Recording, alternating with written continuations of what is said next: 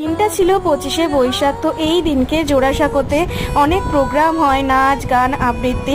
তো কোনোবার যাওয়া হয় না, যাব করে। তো ভাবলাম এই বছর যখন ফ্রি আছি একটু গিয়ে ঘুরে আসি। তো গেছিলাম জোড়াসাঁকোতে। ওখানে গলিতে একটা ক্যাফে আছে, সেখানে শর্ট সার্কিট হয়ে গেছিলো সেদিনকে। দুর্ভাগ্যবশত একটা বড় বিপদ ঘটতে পারতো, বাট হয়নি।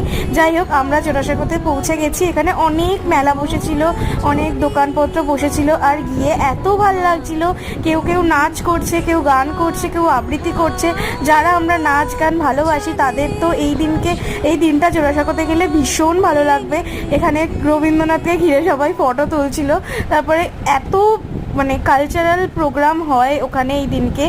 সবাই কি সুন্দর সেজে গুজে গেছিল। তো ভীষণই একটা আমেজ ছিল, একটা আনন্দ উৎসবের। তো ভীষণ ভালো লাগছিল। এখানে অনেক হাতের কাজের জিনিসপত্র বসেছিল।